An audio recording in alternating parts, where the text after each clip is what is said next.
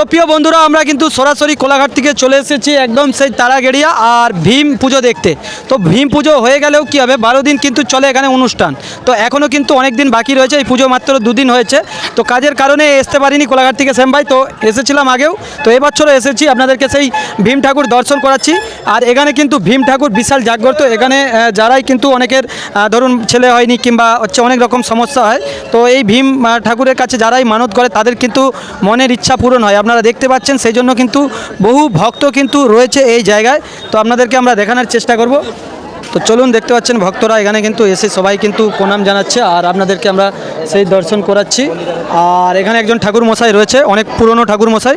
ঠাকুর মশাই কত বছর ধরে করছেন পুজো আপনি? আমি এখানে 25 বছর। 25 বছর আগে কে পুজো করতেন? আগে না, আপনাদের কি পরম্পরায় পুজো করে আছে না?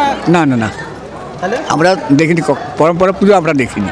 মানে অন্য কেউ ঠাকুর মশাই আপনাদেরকে ঠিক করে? 25 বছর আসেন।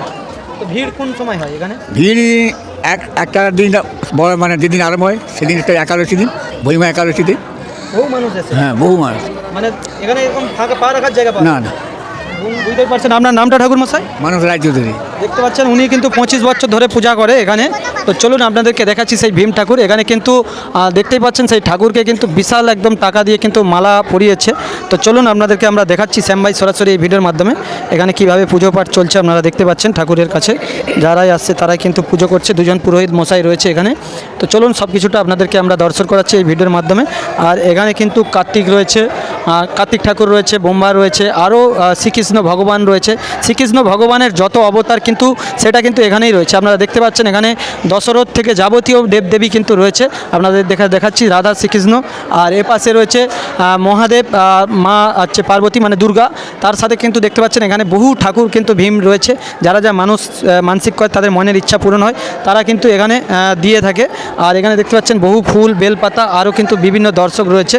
আর এখানে আপনাদেরকে দেখাচ্ছি প্রচুর গোদা দেয়। আর এখানে আচ্ছা, এবছর কি গোদা এগুলোই রয়েছে না আরও সাইডে রাখা? না, এগুলোই আছে।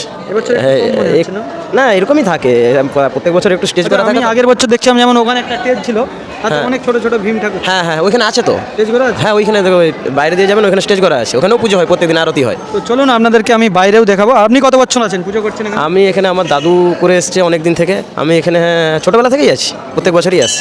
ছোটোবেলা থেকেই কিন্তু আছে এখানে পুজো করে। আপনাদেরকে আমরা দেখিয়ে দিচ্ছি সেই ভীম ঠাকুর। আপনারা দেখতে পাচ্ছেন বহু পুরনো। এখানে কিন্তু চলে আসে প্রায় 356 বছর ধরেই চলছে এই অনুষ্ঠান। আর এখানে কিন্তু দেখতে পাচ্ছেন যারাই আসছে কিন্তু ভক্তরা প্রণাম করছে এখানে ঠাকুরকে। আর ঠাকুরকে ভক্তরা প্রণাম করার পরে তারপরেই কিন্তু যে যার মনের ইচ্ছা পূরণ হয় ঠাকুরের কাছে। আপনাদেরকে আমরা সরাসরি দেখাচ্ছি কীভাবে কিন্তু মানুষজন এখানে পুজো পাঠ করছে। আর এখানে দড়ি রয়েছে, ছোট ছোট ছেলেমেয়েরা যারা আসছে তারা কিন্তু এই দড়ি ধরে টানছে। দিদিভাই কোথা থেকে আসা হয়েছে? ও দিদিভাই তো চলো বাইকটাতে দেখুন কিভাবে ভিড়টা লেগেছে। তো এখানে যখন এসেছিলাম মানে পুজো হয়ে যাওয়ার পরে আপনারা ভিড় দেখতে পাচ্ছেন। মন্দির ঘিরে কিন্তু চারি সাইডে কিন্তু ভক্ত রয়েছে, প্রচুর ভক্ত রয়েছে। আপনারা দেখতে পাচ্ছেন যেদিকে তাকাবেন কিন্তু একদম মন্দির ঘিরে রয়েছে। আর এখানে কিন্তু সন্ধ্যাবেলা হলে মানে আরও বেশি ভক্ত বেড়ে যায়। কেন? এই কারণে যেহেতু এখানে মেলা, আরও সাইডে অনেক কিছু স্টেজ প্রোগ্রাম হয়। তো চলুন আপনাদেরকে আমরা দেখাচ্ছি এই ভিডিওর দ্বারা। এটাই রয়েছে মন্দির। মন্দিরটা দূর থেকে আপনাদেরকে আমরা দেখাচ্ছি। আরও সাইডে আপনাদেরকে আমি সেই ভীম ঠাকুরগুলো দেখাবো। যারা মানসিক করে সেই মানসিকের ঠাকুরও কিন্তু এই পাশে রাখা থাকে। অনেকেই কিন্তু জানেন না, আপনাদেরকে আমরা একটু দেখানোর চেষ্টা করব। দর্শক দেখতে দেখুন সরাসরি এই ভিডিওর মাধ্যমে। এখানেও কিন্তু অনেক সেই ভীম ঠাকুর রাখা রয়েছে। প্রায় যত মানুষ এখানে মানসিক করে তাদের মনের ইচ্ছা পূরণ হয় তারাই কিন্তু এখানে ভীম ঠাকুর দেয়। আপনারা দেখতেই পাচ্ছেন সেই ভীম ঠাকুর এই তারাগেড়িয়া। আর আপনাদের কেমন লাগছে অবশ্যই জানাবেন বন্ধুরা ভিডিওটা। আর সবাইকে বলবো এই শ্যাম ভাইয়ের ভিডিওটাকে শেয়ার করে আরও মানুষের কাছে পৌঁছিয়ে দিবেন। তো চলুন আপনাদেরকে দেখাচ্ছি স্টেজে কী কী রয়েছে, কি লাগানো রয়েছে। এখানে কিন্তু বিশাল স্টেজ হয়েছে। এই স্টেজ এখানে কিন্তু রাত্রে আরও অসাধারণ হয়ে থাকে এই অনুষ্ঠান। এখানে ভীম পূজা উপলক্ষে এই অনুষ্ঠান।